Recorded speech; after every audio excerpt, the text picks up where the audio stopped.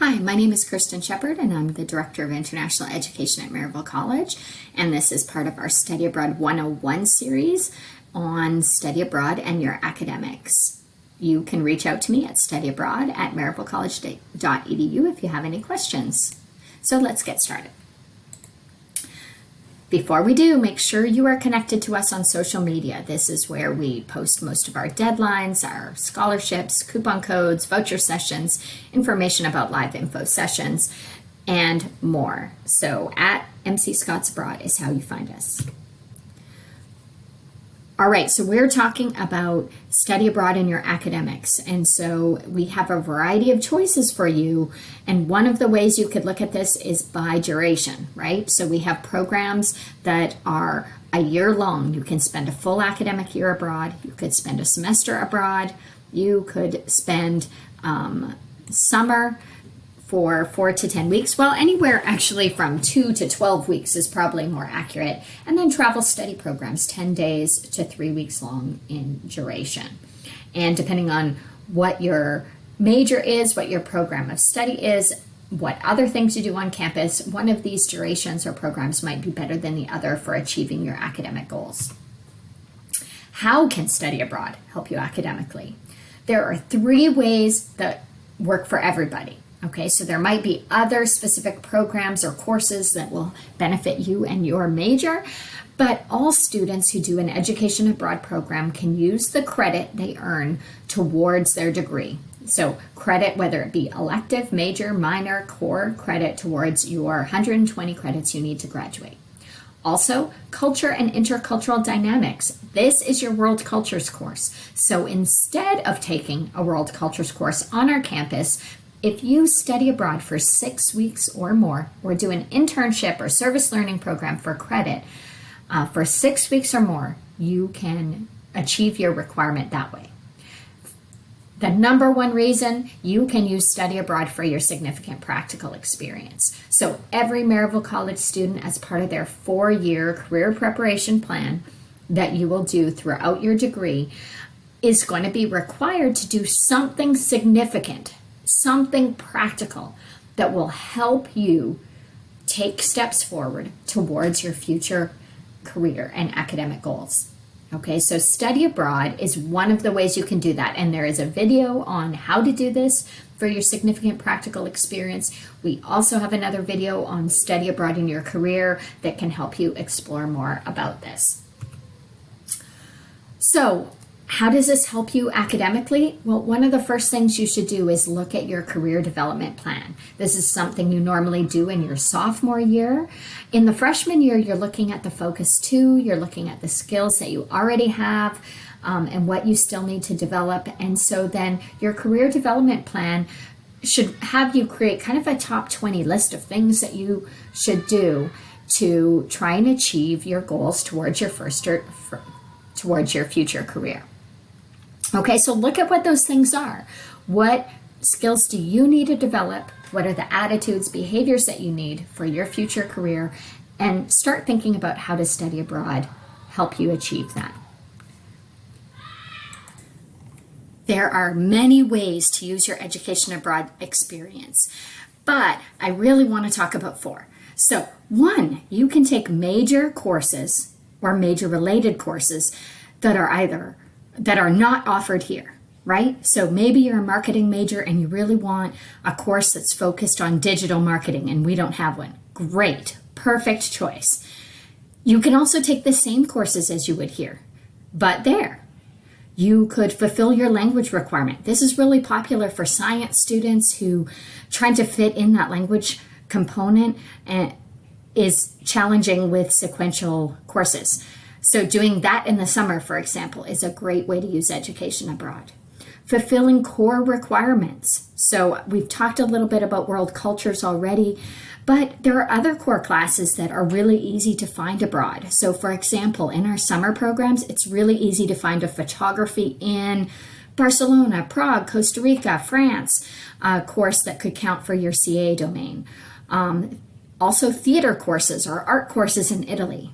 Historical reasoning, history has happened everywhere in the world. There are some really cool classes where you can focus on the history or the historical time period that you are most interested in. One of my favorite classes is a course on the Jewish experience in Central Europe that's offered in our Prague program. So taking whatever you want is my final suggestion. Most majors have up to a full semester of electives, but you have to plan from the beginning to use those electives to take what most excites you during your experience abroad.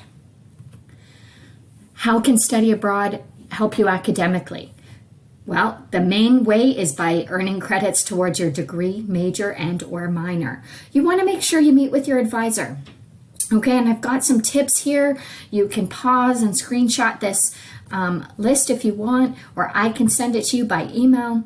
But you want to talk to them about when they recommend you study abroad for your major. What are the courses that they recommend you take abroad versus taking here?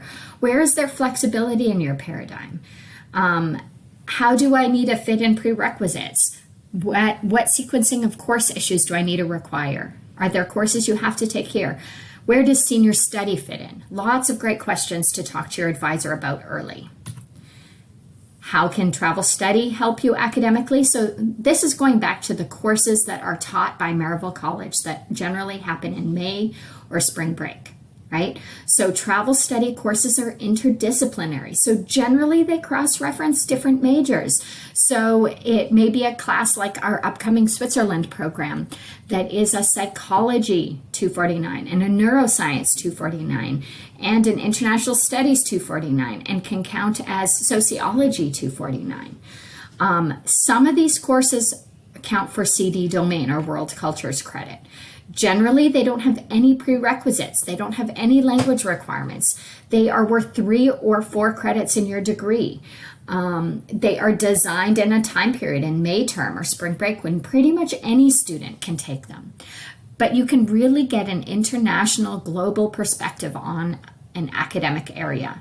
They can be courses that complement or enhance your field of study or give you a chance to explore something new. So what should you consider when choosing a program? And so this is more for semester or summer programs than it is for travel study.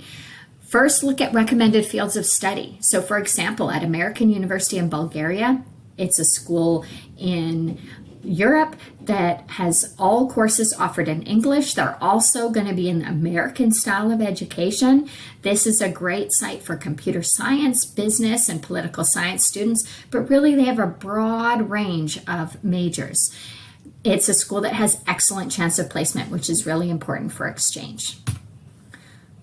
Depth and breadth of courses is something you need to think about when you're looking at schools. So beyond courses in English in the area, do they have more than 1 or 2 classes that might fulfill your requirement? Do they have enough courses in English for you to achieve your goals? So Karlshochschule International University is a good example of a school with a pretty wide range of courses taught in English, particularly in particular areas. Take a look at their course catalog and see what grabs your attention. This one is in Germany. Language requirement, right? So all Maryville College students have to do at least 1 year or 8 credits of language.